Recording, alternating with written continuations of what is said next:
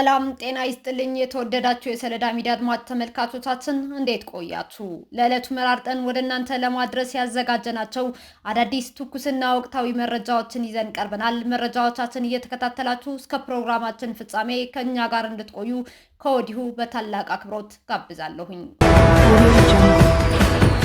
በትግራይ ክልል የተለያዩ አካባቢዎች በጽንፈኛው ህወሓት እየተካሄደ ያለው የወጣቶች አስገዳጅ እገታ፣ ቤት ለቤት አፈሳና አስገዳጅ የወታደር ምልመላ ስራዎች በከፍተኛ ሁኔታ መቀጠላቸው ታወቀ።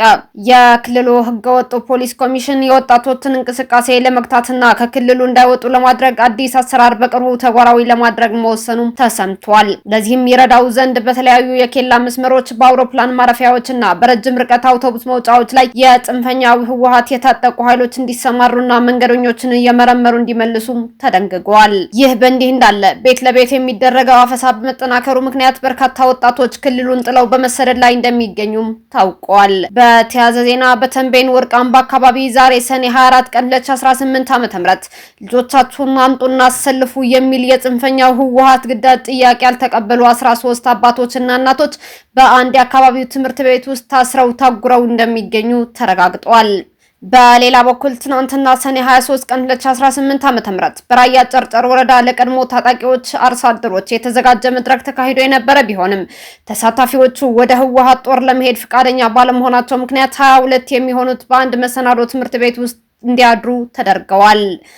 ዛሬ ሰኔ 24 ቀን ከነዚህ ውስጥ ሁለቱን ብቻ መተው ቀሪዎቹ 20 ቀድሞ ታጣቂዎች በፓትሮል መኪና ተጭነው በኃይል ወደማይታወቅ ቦታ በጽንፈኛው ህወሓት እንደተወሰዱም መረጃዎች ወጥተዋል። ከዚሁ ከትግራይ ክልል ያገኘነው ሌላኛው መረጃ እንደሚያመላክተው በመቀሌ ከተማ ቅዱስ ጊዮርጊስ ቤተክርስቲያን ወርሃዊ በዓል ላይ የተገኙትና በመቀሌ ሀገረ ስብከት የሚያገለግሉት መጋቢ አላፍ ታምራት ታደሰ ታጣቂዎች በቤተክርስቲያን የአብነት ተማሪዎች ላይ የሚፈጽሙትን አፈሳ በጽኑ አውግዘዋል። እኚህ የሃይማኖት አባት በጽንፈኛው ህወሓት እየተፈጸመ ያለው ይህ አረመናዊ ድርጊት ድፍረትና ግፍ በማለት የገለጹት ሲሆን ለፈጻሚዎቹም እግዚአብሔር ይፍረድባችሁ የሚል ጠንካራ መልእክታቸውን አስተላልፈዋል። በተጨማሪም ሌሎች የሃይማኖት አባቶችና ምዕመናን ድምጻቸውን ከፍ አድርገው ይህንን ድርጊት እንዲቃወሙም ጥሪያቸውን አቅርበዋል።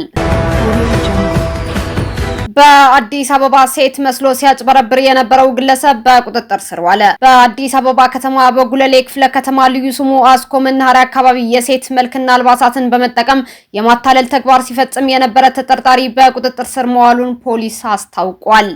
በቁጥጥር ስር የዋለው ተጠርጣሪ ጀማል አነስ የተባለ ግለሰብ ሲሆን የሴት ሂማን ሄር ወይም ዊግ፣ የጆሮ ጌጣጌጥና የተለያዩ የሴት አልባሳትን በመጠቀም ከማህበረሰቡ ሴትና ባህል ውጪ በሆነ መልኩ ሲንቀሳቀስ እንደነበር ታውቋል።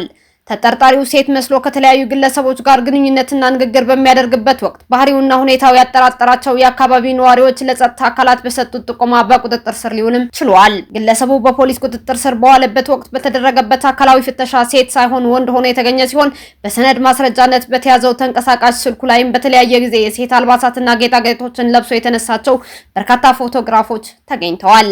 ከምስክሮችና ከቃል ምርመራ መዝገቡ መረዳት እንደተቻለው ተጠርጣሪው ከዚህ ቀደም በተመሳሳይ መልኩ ሴት መስሎ የማጭበርበር ድርጊቶችን ሲፈጽም የነበረ መሆኑ ታውቋል።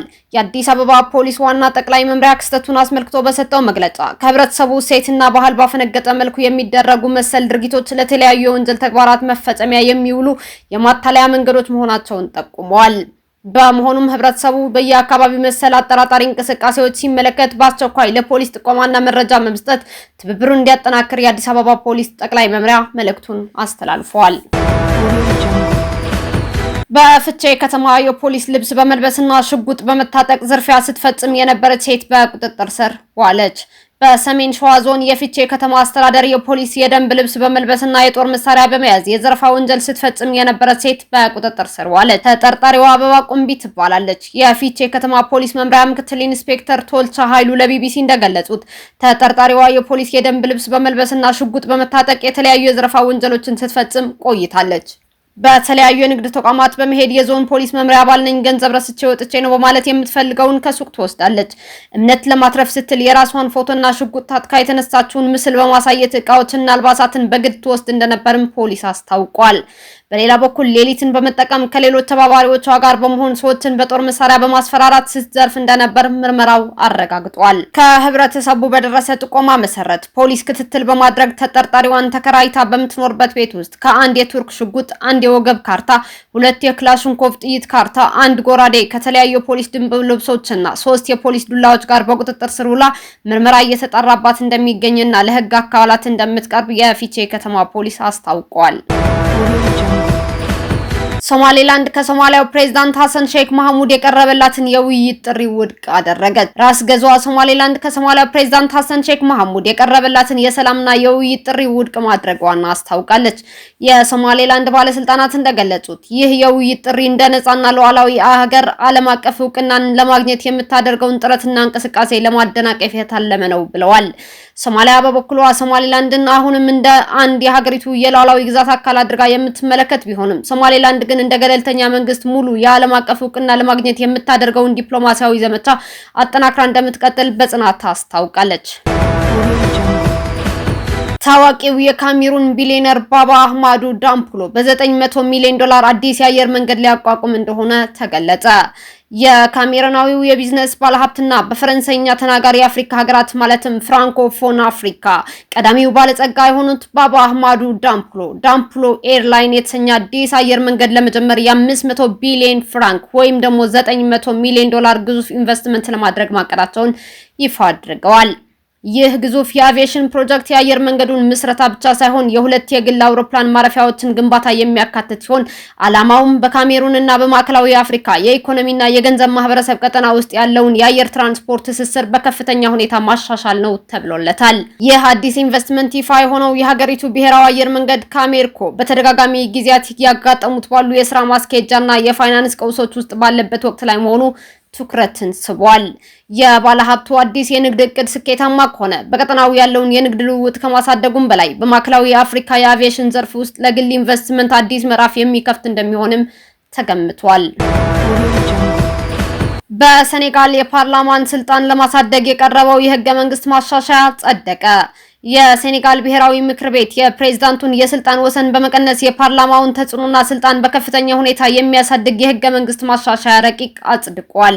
የቀረቡት የፖለቲካና የስርዓት ማሻሻያ ሀሳቦች በቀጣይ ለመላው የሀገሪቱ ህዝብ በህዝበ ውሳኔ ማለትም ሪፈረንደም የሚቀርቡ ሲሆን ሴኔጋላውያን ዜጎች በማሻሻያዎች ላይ የመጨረሻ ውሳኔ መስጠት መብትም ይኖራቸዋል። ይህ የህገ መንግስት ማሻሻያ በህዝበ ውሳኔው አማካኝነት ሙሉ በሙሉ ከጸደቀ በሀገሪቱ ብሔራዊ አስተዳደርና የፖለቲካ ስርዓት ውስጥ የፓርላማውን ሚና በእጅጉ በማጠናከር ረገድ የጎላ ለውጥ ያመጣል ተብሎም ይጠበቃል። ካስፈለገ በድጋሚ ኢራንን እንመታለን ሲሉ ጠቅላይ ሚኒስትር ቤንጃሚን ኔታንያሁ ገለጹ።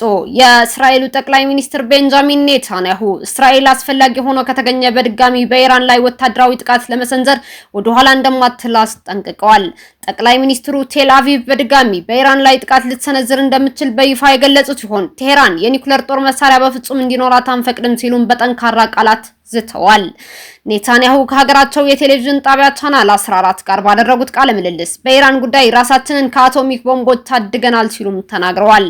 የእስራኤሉ ጠቅላይ ሚኒስትር ይህንን ጠንካራ ማስጠንቀቂያ የሰነዘሩት በፓኪስታን አገናኝነት በዋሽንግተንና በቴሄራን መካከል የተደረሰው የመግባቢያ ስምምነት በስራ ላይ መዋል በጀመረበት ወቅት መሆኑ ደግሞ ክስተቱ የተለየ ትኩረት እንዲያገኝም አድርጎታል። ይህ በሁለቱ ወገኖች መካከል የተደረሰው የመግባቢያ ስምምነት በአሜሪካና በኢራን መካከል ያለውን ውጥረትና ግጭት ለማስቆም እንዲሁም ያልተፈቱ ጉዳዮችን በሰላማዊ ንግግር ለመፍታት የሚያስችል ማዕቀፍ ያስቀመጠ ነው። የቱርኩ አናዶሉ የዜና ወኪል እንደዘገበው እስራኤል በአሜሪካና ከሌሎች ዓለም አቀፍ አካላት ጋር በመሆን ከኢራን ጋር ለሚደረገው ማንኛውም አይነት ስምምነት ያላትን ጽኑ ተቃውሞ በተደጋጋሚ ስትገልጽ የቆየች ሲሆን በኢራን ላይ አዲስ ጥቃት ለመሰንዘር እንደምትገደድም በተከታታይ ስታስጠነቅቅ መቆየቷም አስታውሷል። እስካሁን አብራችሁን ከኛ ጋር ስለነበራችሁ እያመሰገንኩኝ በሌሎች መረጃዎች እስክንመለስ እንደተለመደው የሶሎዳ ሚዲያ ቤተሰብ በመሆን ላይክ፣ ሼር፣ ሰብስክራይብ ማድረጋችሁን አትርሱ። አዳዲስ ትኩስና ወቅታዊ መረጃዎቻችን በቶሎ እንዲደርሷችሁ የደወል ምልክቷን ይጫኑ። ስኬት፣ ድልና ሰላም ለኢትዮጵያውያን። ሶሎዳ ሚዲያ